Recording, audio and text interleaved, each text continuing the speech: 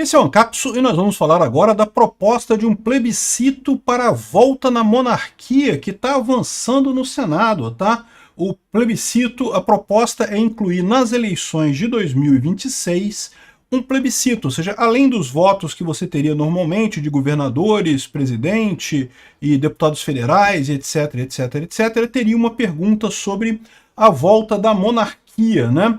Então, essa sugestão foi apresentada no portal E-Cidadania do Senado e já tem mais de 30 mil assinaturas. E aí, a ideia é que isso vai ser avaliado na Comissão de Constituição e Justiça do Senado. Vamos ver o que vai acontecer. Você acha que volta a monarquia? Você acha que a monarquia seria uma boa para o Brasil? Vamos entender esse assunto do ponto de vista libertário, que, lógico, é o meu ponto de vista, né? Essa notícia foi sugerida por TypeScript é melhor que Python, Bitman e várias outras pessoas. Obrigado aí ao pessoal que sugeriu a notícia lá no nosso site, no visãolibertaria.com. E obrigado a você que está assistindo o nosso vídeo. Se você gosta do nosso conteúdo, por favor, deixe o seu like e se inscreva aqui no canal, né? Pois bem, então é isso. Lá no site do Senado tem um portal de e-cidadania que tem uma série de ideias legislativas, né? E quando essas ideias legislativas atingem um determinado número de assinaturas, elas são avaliadas pelo Senado e pode ser criado um projeto de lei com base nisso, né? Então, foi criada uma comissão que vai analisar essa sugestão de plebiscito em 2026 sobre a volta da monarquia no Brasil. Ela será analisada pela Comissão de Direitos Humanos do Senado, mas, como dizem aqui, tem poucas chances de prosperar, né? A ideia partiu de um cidadão do estado de São Paulo e pode virar um projeto de lei se for acatada pelo colegiado. Então, assim, a chance disso acontecer é pequena, mas a chance existe, né? E a ideia seria essa, seria que na eleição de 2026 haveria esse plebiscito e se for aprovada a volta da monarquia, então seria legislada a volta da monarquia no Brasil, né? E bom, deixa eu adiantar para vocês uma coisa, tem muita gente que vê a monarquia com bons olhos no Brasil. O principal argumento a favor da monarquia e contra a república é a questão justamente do gasto desenfreado dos governos. É um argumento que é trazido pelo Hans Hermann Hoppe no livro Democracia, o Deus que Falhou, e realmente é um argumento que você vê acontecer na prática, né? O que acontece? O que é isso? Um presidente ele é eleito por 4 anos. Então, nesses 4 anos que ele tem o poder sobre a máquina pública, ele tem todo o interesse do mundo de pegar o máximo de dinheiro emprestado possível, de fazer o máximo de dívidas possíveis. Por quê?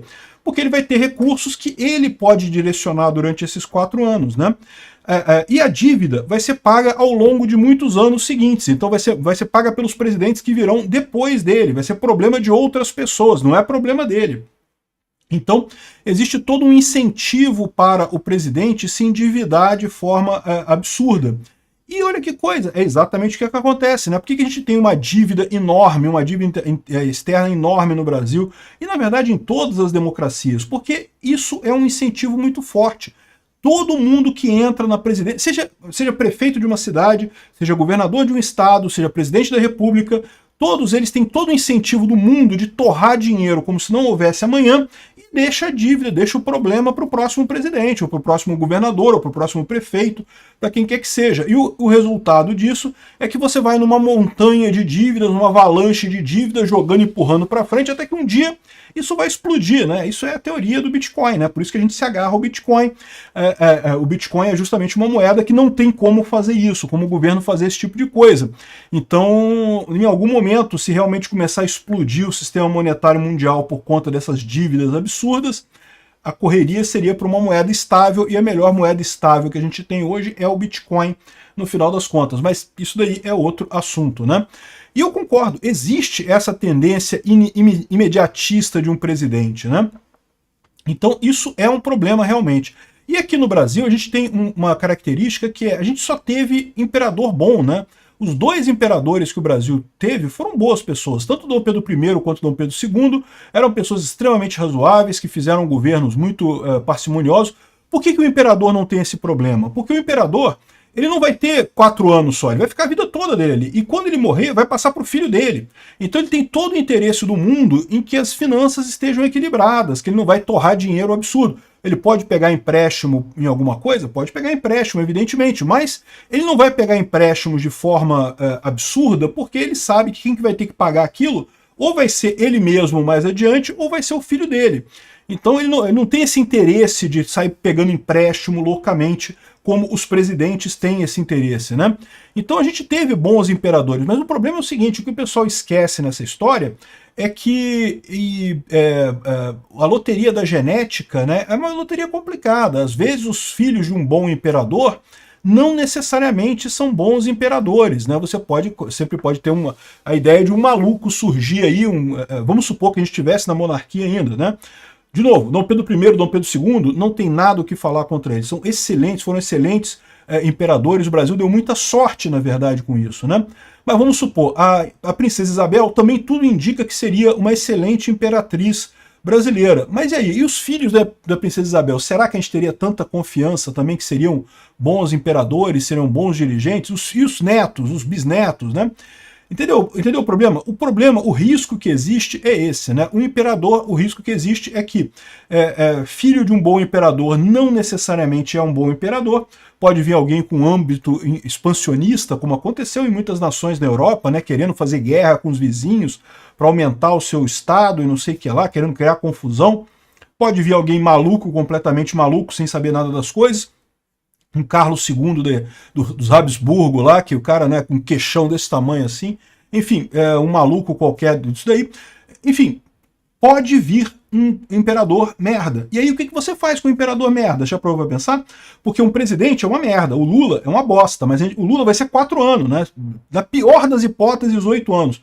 E acabou, ele vai embora, né? Então assim, imagina um imperador. O imperador, se calha de cair um imperador merda igual o Lula aqui no Brasil por algum azar da genética, e o que vai acontecer? A gente tem que ficar com ele até ele morrer. Ou seja, é uma merda, né?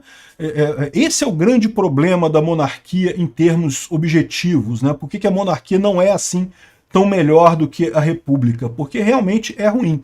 O que eu acho que é o caminho que os libertários têm que procurar é diminuição do poder centralizado. Quanto menos poder o Estado tiver, melhor. Isso é que é importante. Não importa muito se é presidente, se é governador, se é prefeito, se é imperador, seja lá o que for. O importante é que você tenha poucos poderes, de forma que ele possa fazer pouca coisa com a sua vida. Aí as decisões que ele toma lá meio que não interessa, porque ele não tem tanto poder assim, né? Uma alternativa seria uma monarquia no estilo da Europa, por exemplo, da Inglaterra, em que a rainha não manda nada no final das contas. Quem manda é o parlamento. Mas aí, para pensar, se é para fazer uma monarquia estilo inglesa, que o rei não manda nada, para quê? Né? Se não vai mandar nada mesmo, se não vai mudar nada mesmo, para que fazer isso?